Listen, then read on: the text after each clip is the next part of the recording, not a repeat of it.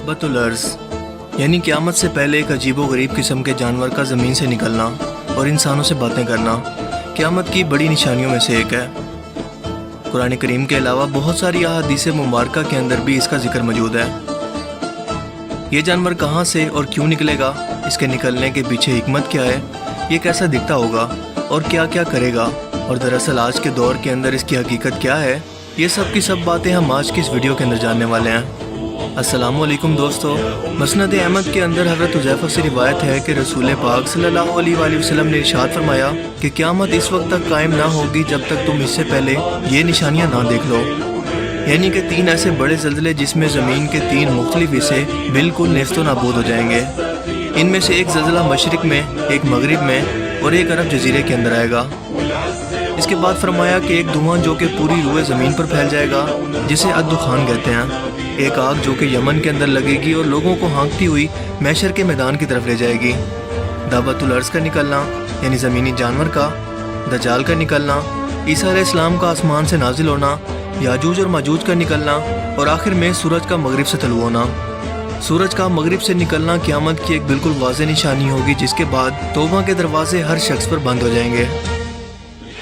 दोस्तों, क़यामत की एक बड़ी निशानी यानी ज़मीन से दाबतुल अर्ज़ का निकलना एक कुरानी आयत से भी साबित है। सूरह अन-नमल आयत 82 के अंदर अल्लाह पाक फरमाते हैं, और जब क़यामत का वादा पूरा होने का वक्त करीब आ जाएगा तो इस वक्त हम लोगों की इबरत के लिए ज़मीन से एक अजीबो गरीब किस्म का जानवर निकालेंगे जो कि लोगों से बातें करेगा और कहेगा कि अब क़यामत करीब आ गई है, और ये जानवर हम ज़मीन से इसलिए निकालेंगे कि लोग हमारी निशानियों का यकीन नहीं करते थे। जिस रोज़ सूरज मगरिब से तलू होगा इसी दिन या इससे अगले दिन या अजीबो गरीब किस्म का जानवर ज़मीन से मक्का मुकरमा का एक पहाड़ जिसे कोहे सफ़ा कहते हैं वहाँ से इसे फाड़ कर निकलेगा और अपने सर से मिट्टी को झाड़ता हुआ मस्जिदुल हराम में हिजर अस्वद और मकाम इब्राहिम के दरमियान पहुँच जाएगा। लोग इसको देखकर भागने लगेंगे, लेकिन एक जमात रह जाएगी। ये जानवर इनके चेहरों को सितारों की तरह रोशन कर देगा और इसके बाद वो बाकी ज़मीन की तरफ बढ़ेगा और हर काफिर के चेहरे पर कुफ्र का निशान लगा देगा। कोई शख्स भी इसकी पकड़ से नहीं बच सकेगा, क्योंकि ये हर मोमिन और काफिर को पहचानेगा और लोगों से बातें करेगा, इन्हें क़यामत के आने की खबर देगा।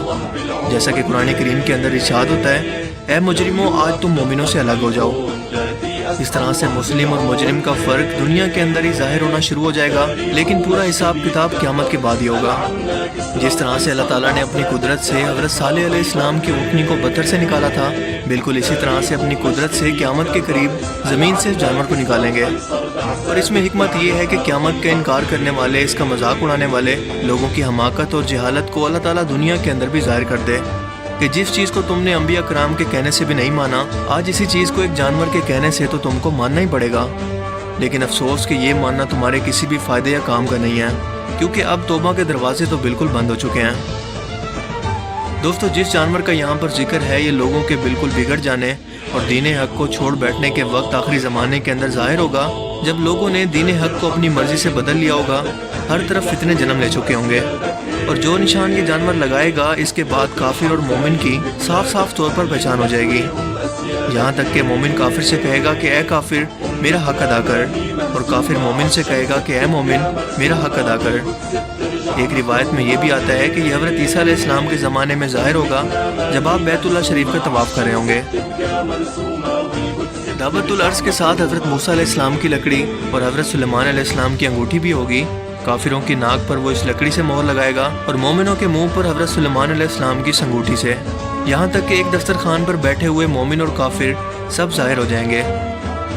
जब मैंने इस टॉपिक पर रिसर्च शुरू की तो मुझे पता चला कि इस टॉपिक के बारे में ना तो ज़्यादा रिसर्च मौजूद है, और जो हवाले इसके बारे में बयान किए जाते हैं वो ज़्यादातर बिल्कुल सही नहीं है।